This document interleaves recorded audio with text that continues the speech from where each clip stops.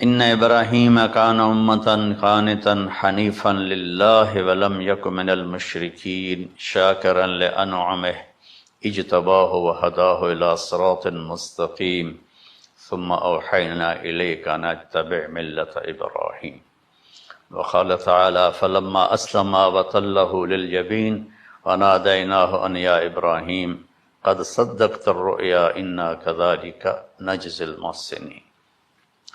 میرے محترم بھائیوں بہنوں، میرے عزیزوں، بچے بچیوں، پوری دنیا کے انسانوں، اللہ کرے میرا پیغام پوری دنیا میں پہنچے، مسلم بھی سنیں، نان مسلم بھی سنیں، کہ اچھی بات تو لینی چاہیے جہاں سے بھی ہو۔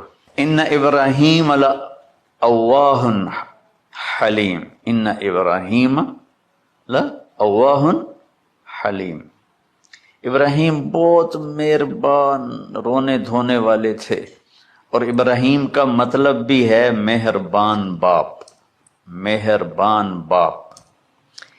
ابراہیم علیہ السلام کی کہانی تو بہت لمبی ہے، تو ہم شروع ہی کرتے ہیں کہ ابراہیم علیہ السلام سے اللہ نے اپنے بچے کی قربانی کیسے لی، پیچھے سارے واقعات کو چھوڑ کر۔ ابراہیم علیہ السلام کو جب آگ میں ڈالا گیا اور اللہ تعالیٰ نے ان کو آگ سے زندہ سلامت باہر نکالا، تو پھر انہوں نے ہجرت فرمائی اور مصر گئے۔ مصر کا جو بادشاہ تھا وہ ہر آنے والی عورت کو زبردستی ایک رات اپنے کمرے میں رکھتا تھا، تو اس نے حضرت سارہ علیہ السلام کو بھی قبضہ کر کے اپنے کمرے میں رکھا۔ جو ہی ہاتھ بڑھاتا اس کا ہاتھ سوکھ جاتا، پیچھے کرتا تو ٹھیک ہو جاتا، پھر ایسے ہاتھ بڑھاتا سوکھ جاتا، پھر پیچھے کرتا ٹھیک ہو جاتا، پھر ایسے ہاتھ بڑھایا سوکھ گیا، پھر پیچھے کیا ٹھیک ہو گیا۔ تو اس نے کہا یہ تو کوئی اور ہی بات ہے، تو اس نے اپنی بیٹی حضرت ہاجرہ وہ ان ابراہیم علیہ السلام کے نکاح میں دے دی۔ ابراہیم علیہ السلام اس وقت 70 سے اوپر جا چکے تھے اور حضرت ہاجرہ 22 سال کی تھی۔ یہ 3 افراد کا قافلہ ہجرت کر کے فلسطین پہنچا، اور ابراہیم علیہ السلام کی عمر گزر گئی۔ رب ہب لی من الصالحین، یا اللہ کوئی نیک بچہ دے، یا اللہ کوئی نیک بچہ دے۔ اولاد کا نیک ہونا ضروری ہے، ڈاکٹر بنے، انجینئر بنے، عالم بنے، مفتی بنے، ان میں سے کوئی چیز ضروری نہیں، اولاد کا نیک ہونا ضروری ہے، اور اس کے لیے والدین کو ٹائم دینا پڑے گا، والدین کو محبت دینی پڑے گی، والدین کو گود دینی پڑے گی، والدین کو شفقت دینی پڑے گی، ورنہ اولاد اور ماں باپ 2 کنارے بن جائیں گے۔ کچھ تقریباً 84 سال کی عمر میں اللہ تعالیٰ نے حضرت ہاجرہ سے بیٹا دیا، سارہ کی بجائے ہاجرہ سے بیٹا دیا۔ حضرت اللہ کی حکمت تھی، اللہ بھی یہی چاہ رہے تھے، تو حضرت سارہ کو بڑی تکلیف ہونے لگی، کہنے کہ اس بچے کو مجھ سے دور کرو، اس بچے کو مجھ سے دور کرو، میں دیکھ نہیں سکتی۔ تو جبریل آئے کہ اللہ تعالیٰ بھی فرما رہے ہیں کہ اسے یہاں سے دور کرو، کیا کہاں لے جاؤں؟ کہا یہ ہم بتائیں گے کہاں لے جانا ہے۔ تو جبریل انسانی شکل میں اونٹ پہ سوار ہو کر تشریف لائے، اور پیچھے حضرت ابراہیم علیہ السلام اپنی اونٹنی پر، بچہ بیگم، اور آگے جبریل رہبر کے طور پر۔ فلسطین سرسبز ہے، کہیں خشک ہے، لیکن پانی ہے، اچھی آبادی ہے۔ چلتے چلتے چلتے چلتے 1 مہینہ کا سفر کرنے کے بعد جب وہ علاقہ شروع ہوا جہاں کالے پہاڑ، کالے پتھر، کوئی پتا نہیں سبزے کا اور کوئی نشان نہیں پانی کا، وہاں سے چلتے چلتے چلتے 4 پہاڑوں کے اندر ایک وادی سی آئی۔ جب وہاں پہنچے تو جبریل کہنے لگے اللہ کے نبی یہاں ہاجرہ اور اسماعیل کو چھوڑ دیں۔ جب وہ آگ میں جا رہے تھے نا ابراہیم علیہ السلام، تو ایک لفظ نہیں بولے، بس نے کہا حسبی اللہ و نعم الوکیل. لیکن جب جبریل نے کہا یہاں چھوڑ دیں تو ایک دم بولے یہاں کیسے چھوڑ دوں، یہاں تو کچھ بھی نہیں ہے، یہ کیسے رہیں گے؟ کہ یہ آپ کے رب کی منشا ہے، یہاں اللہ کا گھر بنے گا، یہاں اس بچے کی نسل سے ایک آخری نبی پیدا ہوگا جو پورے عالم کو روشن کرے گا، آپ چھوڑ دیں. تو وہ وہاں 3 دن رہے. ان کے لیے ایک چھپر سا بنایا لکڑیاں کاٹ کے، یا 2 دن رہے یا 1 دن، یہ تو کوئی تحقیق کوئی نہیں ہے، لیکن ایک چھپر سا ان کو بنا کے دیا ایسے، یعنی اس ایک اوپر لکڑیوں کی چھاؤں کر دی اور نیچے ایسے بانس سے گاڑ دیے اور چل پڑے. تو حضرت حاجرہ فرمانے لگے آپ کہاں جا رہے ہیں؟ اتنا بڑا امتحان تھا کہ جواب نہیں دینا، بس چپ کر کے چلو. انہوں نے پھر پوچھا آپ مجھے چھوڑ کے کیوں جا رہے ہیں؟ آگے سے خاموشی. چلتے چلتے 3 میل تک وہ اس طرح چلی. جب وہ کدئی پہنچی تو اس وقت ان کو خیال آیا یہ اللہ کے نبی ہیں، کہیں ان کو اللہ نے نہ کہا. تو ان کا اللہ امرک، کیا آپ کو اللہ نے کہا کہ مجھے چھوڑ دیں؟ کہنے لگے ہاں. یوں کیا، ایک دم ایک نئی ہاجرہ نے جنم لیا. کہ اذن، یوں گردن، اذن لن یضیعن اللہ، جاؤ پھر میرا اللہ مجھے ضائع نہیں کرے. ابراہیم علیہ السلام بوجھل دل کے ساتھ پیدل چل رہے تھے، دونوں میاں بیوی اونٹنی پہ سوار ہوئے، اور وہ اپنے بچے کو گود میں لے کر ایسے کھڑی ان کو دیکھ رہے تھے. یہ کوئی مہینے کے لیے نہیں جا رہے تھے، پتہ نہیں ہے کب واپس آئیں. اج دے بچھڑے قد ملن گے، جانے رب رحمان. دیکھتی رہیں. پھر انہیں ایسے پہاڑی کے اوپر چڑھے کہ اونٹ نیچے اتری، تو پھر انہوں نے منہ موڑا اور واپس اس وادی کی طرف چلی. کیا وقت تھا، صبح تھی، شام تھی. جو ابراہیم علیہ السلام غائب ہوئے تو ایک دم آپ نے اونٹنی کا منہ موڑا ادھر ہی اور کہا ربنا انی اسکنت من ذریتی بواد غیر ذی زرع ربنا لیقیموا الصلاۃ. کیا درد ہے. آپ اندازہ لگاؤ، ایک آدمی کو 84 سال کی عمر میں بیٹا ملے اور پھر اسے ایسے جنگل بیابان میں چھوڑ دیا جائے، تو ان کے دل پہ کیا بیت رہی ہوگی. یہ اس دعا میں وہ درد ہے جو میرے بھی آنسو نکل رہے ہیں. ہم کو 3 دفعہ قصہ سنا چکا. اے اللہ، تیرے ہی کہنے پر، تو جو میرا رب ہے، یا اللہ نہیں کہا، اللہم نہیں کہا، ربنا. اللہ تو مہربان ہے، اس میں بھی کوئی تیری مہربانی ہوگی، تیری محبت ہوگی، تیری شفقت ہوگی. انی اسکنت من ذریتی، میں نے چھوڑ دیا اپنی اولاد کو. یا اللہ میں نے وہاں چھوڑا ہے جہاں نہ پتا ہے، نہ دانا ہے، نہ پانی ہے. تو جان اور یہ جانے. اس درد بھری دعا نے عرش کو بھی ہلا دیا تھا، اور آپ نے منہ موڑا. اس باپ کو سوچو جو ہر قدم پہ اپنے معصوم بچے سے دور ہو رہا ہے، اور اس ماں کو سوچو جو ہر قدم پہ اپنے خامن سے دور ہو رہی ہے. ابراہیم کی منزل تو آگے گھر ہے، 2 بیویاں اور ہیں، ادھر تو پتھروں کے ساتھ دوستی ہے. جب حاجر، میں ایک دفعہ میں ایسے ہی سوچ میں بیٹھا، میں اتنا رویا. میں نے کہا جب وہ ہماری ماں حاجرہ وہاں اکیلی بیٹھی ہوگی، اور چاروں طرف اونچے اونچے پہاڑ تھے، اور اندر بیٹھنے والے کو باہر کا پتہ نہیں، باہر والے کو اندر کا پتہ نہیں. شام ڈھلی ہوگی تو اندھیری رات نے کیا ظلم ڈھایا ہوگا، کالے پہاڑوں کا اندھیرا، اندھیری رات کا اندھیرا، تارے بھی حیران ہوں گے یہ کون بی بی بیٹھی ہوئی ہے. ستارے روزانہ ہی نکلتے تھے، لیکن آج وہ ایک نیا تماشا دیکھ رہے ہیں کہ ایک معصوم شہزادی ایک معصوم بچے کو گود میں لے کے بیٹھی ہے. کون اسے یہاں چھوڑے؟ چاندنی رات ہی تو چاند بھی حیران ہو رہا ہوگا یہ کیا ہو رہا ہے، یہ کیا ہو رہا ہے، یہ کیا ہو رہا ہے. اور وہ تنہا جان آسمان کو دیکھتی ہوگی، یا اللہ یہ میرے ساتھ کیا ہوگی. وہ رات کیسی، پہلی رات کیسی گزری ہوگی حضرت ہاجرہ پر. یہ ہمارے تبلیغ والے 3 دن کے لیے جاتے ہیں، بیویاں شور مچا دیتی ہیں، چھوڑ کے جاندے پہ، چھوڑ کے جاندے پہ. اس ہاجرہ کو سوچو جس پر اندھیری رات تھی اور اسے کچھ پتہ نہیں تھا میرے ساتھ کیا ہونے والا ہے. جب دن چڑھا تو سورج نے دیکھ کر اس کی آنکھیں پھٹ گئیں کہ یہ کیا ہے.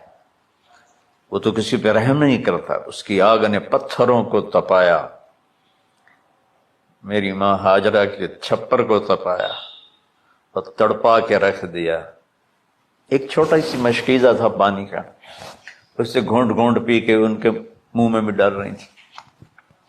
اس مشکیزے پر 3 دن گزرے، پانی ختم ہو گیا. ہم 92 کے حج میں پھنس گئے. مزدلفہ سے پہلے تو ہماری بس میں پانی کوئی نہیں تھا. جو اس وقت ہمارا حال ہو، ہمیں پتہ تھا 2-4 گھنٹے کے بعد پانی ہے، لیکن جو اس وقت بچے بھی تھے، چیخ و پکار تھی. ہاجرہ کی چیخیں کون سن رہا تھا؟ اور ادھر اسماعیل کی دھاڑ دھاڑ شروع ہو گئی، پیاس کی وجہ سے، بھوک کی وجہ سے. بے بس ماں دیکھ رہی ہے، میں کیا کروں.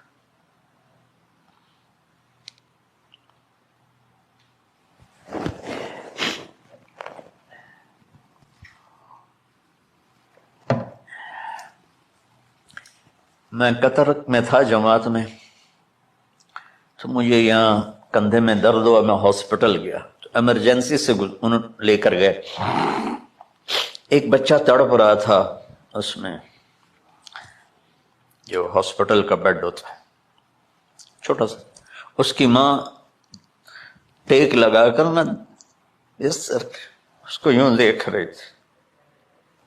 مجھے نہیں پتا وہ کون ہے، مجھے نہیں پتا اس بچے کو کیا ہے، لیکن آپ یقین مانیں یہ جو میرے آنسو ہیں اس عورت کی وجہ سے، کہ جس خاموش ساز خاموش فریاد سے معمور ہیں ہم. نالا اگر لب پہ آتا ہے تو مجبور ہیں ہم.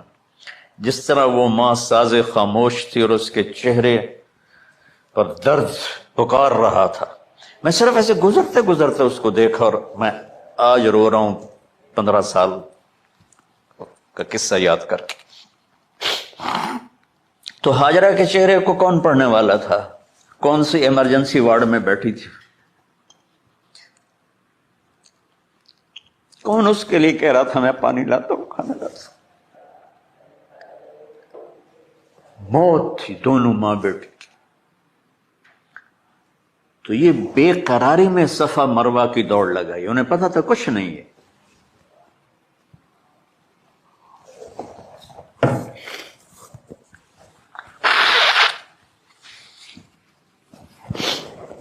انہیں معلوم تھا کچھ نہیں ہے، لیکن وہ اس کو تڑپتے دیکھ نہیں پا رہے.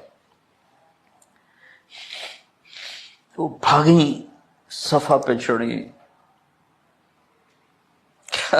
ادھر دیکھ ادھر دیکھ، ابھا دیکھاں لمحہ دیکھاں، ڈٹھی دل کو دیواں ٹیکاں، سجن مل سم کے مر پوساں. یہ ہماری سرائکی کا شاعری ہے.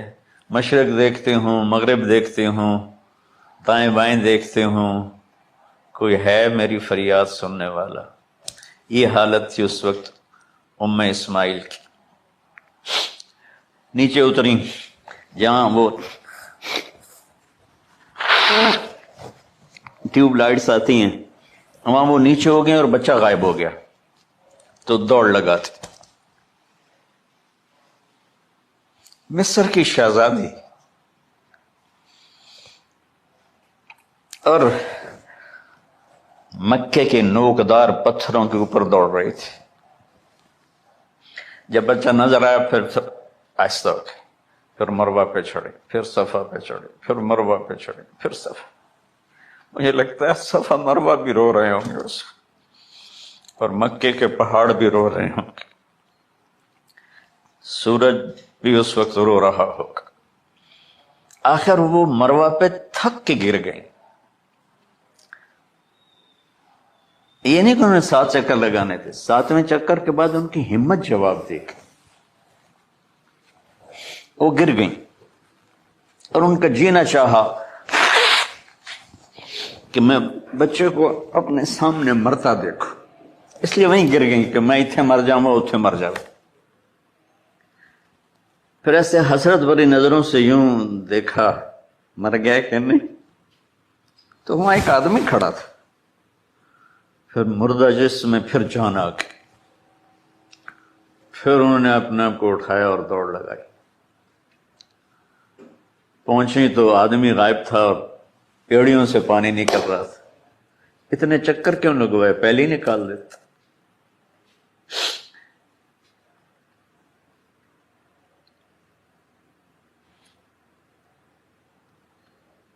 عشق ہوں میں عشق کماں میں دل رکھیں وانگ پہاڑاں ہو. سہ صدیاں ہزار علامے کر جانے باغ بہاراں ہو. منصور جے چک سولی دتے جڑے واقف کل اسراراں ہو. سجدیں سر چائیں نہ باہو توڑے کافر کہیں ہزاراں ہو. عاشق سوئی حقیقی جڑا قتل معشوق دے مننے. سر نو جوڑے تے مکھ نہ موڑے بھاویں 100 تلواراں کھنے. سچا عشق حسین علی دا باہو سر دتے تے راز نہ بن. کوئی ابراہیم کا گلہ نہیں، شکوہ نہیں. یہ 7 چکر اور تڑپ اور درد، اس کے بعد پانی کیوں نکالا، پہلے کیوں نہیں نکالا؟ کہ عشق کا راستہ ہی ہے. میرے گھر کے راستے میں کوئی کہکشاں نہیں ہے. راستہ عشق، عشق اشقا سے. اشقا کہتے ہیں آکاش بیل جو درخت کو چمڑ جاتی پیلی، تو وہ درخت اس کا ایسا عاشق ہوتا ہے سب کچھ اس کو کھلا کے خود خوش ہو کے جل کے بالن بن جاتا ہے. اس سے اشقا ہے کہ عشق ایسی چیز ہے. عشق تے آتش ڈوہیں برابر اتے عشق دا تاؤ تکھیڑا. آتش ساڑے کخ تے کنیرا عشق ساڑے دل جیڑا. خواجہ غلام فرید صاحب کی شاعری سنا رہا ہوں کہ عشق میں بھی آگ ہے اور لکڑی میں بھی آگ. لکڑی کی آگ خس و خاشاک کو جلاتی ہے اور عشق کی آگ دل کو جلا کے برباد کر دیتی ہے.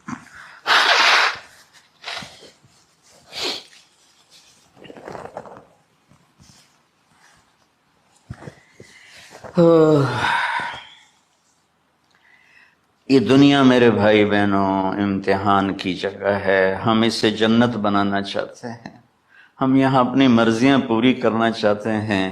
اللہ کی قسم، اللہ کی قسم، اللہ کی قسم، جس نے اپنی مرضی پہ چلنا شروع کیا وہ تباہ ہو گیا. جو اللہ رسول کی غلامی کے دائرے میں آیا وہ کامیاب ہو گیا. دیکھا تو پانی ابل رہا ہے، ابل رہا ہے، ابل رہا ہے، فوارے مار رہا ہے. تو اس وقت عبرانی لینگویج تھی تو ان کا زمزم زمزم، ٹھہر جا ٹھہر جا ٹھہر جا. وہ نیچے زور میں، اللہ کو بھی یہی منظور تھا، وہ نیچے زور. میرے نبی نے فرمایا اگر میری ماں زمزم نہ کہتی تو پورے عرب کو یہ پانی سیراب کر دیتا. اور آپ حیران ہوں گے، آج کل تو بہت زیادہ ایڈوانس ہے سائنس. تو سعودی گورنمنٹ نے کہ یہ اس کا سورس کیا ہے، یہ پانی کہاں سے آ رہا ہے. طائف تک ساری زمین کو کھنگالا، کوئی اس کا پیچھے سے لنک نہیں ہے. کہیں چشمہ ہوتا ہے نا تو پیچھے لنک ہوتا ہے، کہیں سے پانی نکل ہوتا ہے پیچھے سے لنک ہوتا ہے. زمزم کا کوئی لنک نہیں. جو ہی موٹر چلاتے ہیں تو 8-9 جھرنے ہیں سوراخ، وہاں سے پانی ابل ابل کے آنا شروع ہو جاتا، اور جو ہی موٹر بند کرتے تو وہ جھرنوں کا پانی بند ہو جاتا، اس میں نہ مچھر ہے، نہ اس میں کوئی کیڑا ہے، نہ کوئی مکوڑا ہے، پاک صاف پانی، زمزم زمزم۔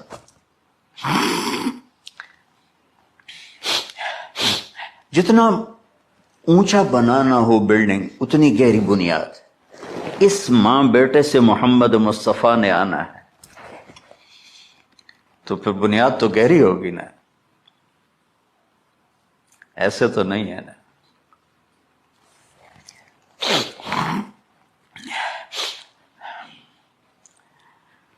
تو چونکہ محمد مصطفیٰ صلی اللہ علیہ وسلم کو اس بچے اور اس ماں سے اللہ نے وجود دینا، پیچھے ابراہیم والد دینا، ابراہیم علیہ السلام کی نسل میں 4000 انبیاء آئے، بنو اسرائیل میں 4000، اور حضرت اسماعیل علیہ السلام کا ایک ہی جو 1.25 لاکھ پہ بھاری نہیں ہے بلکہ کل کائنات پہ بھاری ہے اللہ کے بعد۔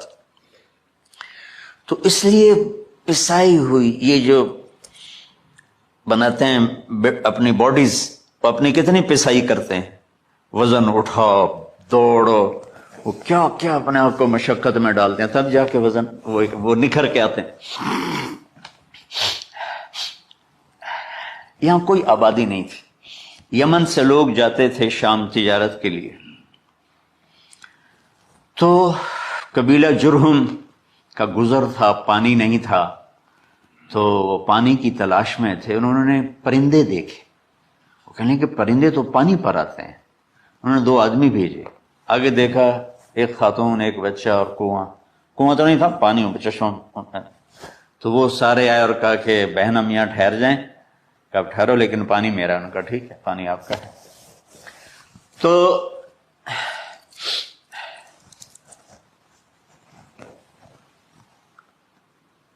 ایک سال کے بعد اجازت ملی، جاؤ مل کے آؤ،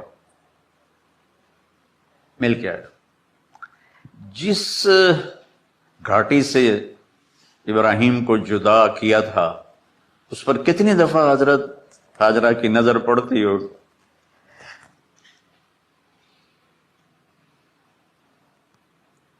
اگر آپ اس کو فیل کریں تو یہ قصہ بیان ہی نہیں ہو سکتا، بس رونا ہی پڑے گا۔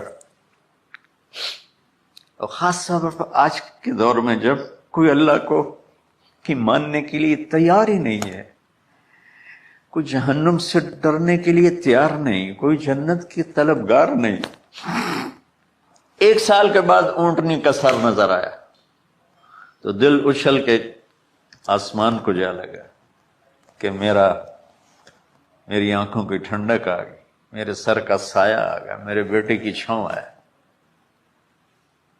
وہ اونٹنی بٹھائی، کہا تشریف لائیے، کہنے لگے اترنے کا حکم نہیں ہے، صرف ملاقات۔ نہ آتے صبر آیا ہوا تھا، صبر توڑ کے پھر جا رہے ہیں، اف نہیں کی آہ نہ کر لبوں کو سی،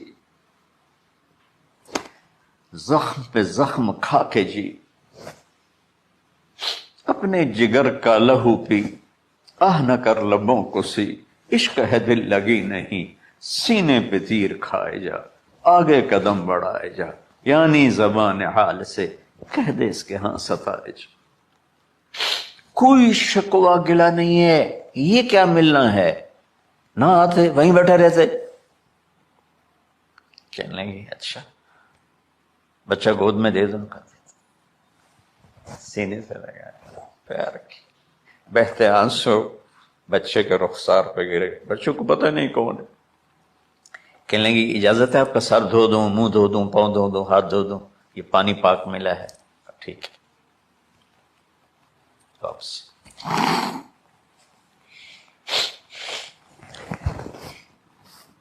فلما بلغ معه السعي،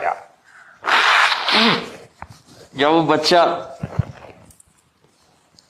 بھاگنے دوڑنے لگا، دل میں اتر گیا، نظروں کو بھا گیا، تو خواب آنے شروع ہوئے، قیمتی چیز قربان کرو، پتہ نہیں کتنی بکریاں قربان کر دیں، پھر خواب آیا قیمتی چیز قربان کرو، پھر گائے قربان کر دی، عدد مجھے یاد نہیں ہے۔ پھر خواب آیا قیمتی چیز قربان کرو، اونٹ قربان کر دیے۔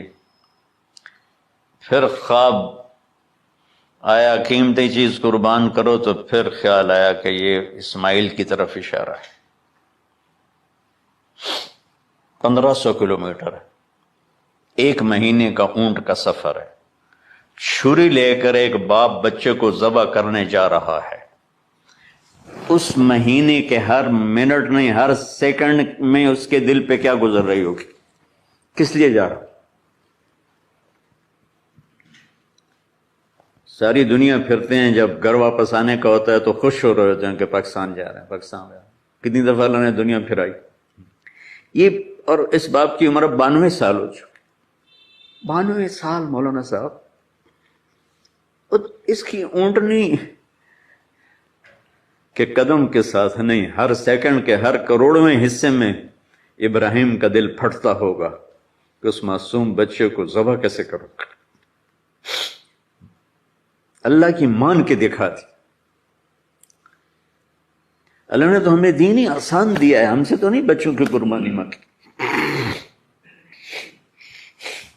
ابو بکر صدیق رضی اللہ تعالیٰ عنہ نے فرمایا تھا، یا رسول اللہ، ایک آیت ہے جس کا مفہوم یہی ہے، اگر اللہ ہمیں کہتا نا بچے قربان کرو، ہم بھی چھریاں چلا دیتے۔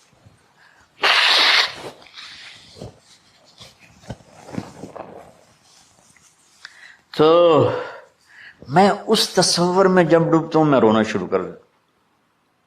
92 سال کی ہستی بڑھاپے میں 1 مہینے کی اذیت برداشت کرتے ہوئے جا رہے ہیں کہ بیٹا ذبح کرنا ہے، بیٹا ذبح کرنا ہے، بیٹا ذبح کرنا ہے۔ تو وہاں پہنچے تو اب اسماعیل نے جانا ہے کہ یہ ہیں میرے ابا۔ وہ کیسے لپٹے ہوں گے، کیسے چوما ہوگا، کیسے پیار کیا ہوگا، یا بیوی کا آپس میں۔ مجھے نہیں پتا کہ کتنے عرصے بعد انہوں نے ایک قدم اٹھایا، لیکن کہا کہ بچوں کو تیار کرو، میں اس کو سیر کرانے لے جا رہا ہوں۔ بڑی خوش ہوئی، ماں بھی بچہ بھی اچھل رہا ہے، اور لے کے پہنچے جمرہ کبریٰ پر، وہ جو شیطان کو 3 جگہ مارتے ہیں، تو آخری جگہ وہاں اس وقت ایک تنگ سی جگہ تھی پہاڑوں میں گھری ہوئی، وہاں پہنچے تو کہتے ہیں یا بنیا انی، کوئی شک شبہ والی بات نہیں ہے، ارا فی المنام انی اذبحک، میں نے تمہیں ذبح کرنا ہی ہے، انی میں نے تمہیں ذبح کرنا ہے، فانظر ماذا ترى، تیری رائے کیا ہے؟ قربان جاؤں اس ماں پہ جس نے 7-8 سال کے بچے کو کیا تربیت دی۔ یا ابت افعل ما تؤمر،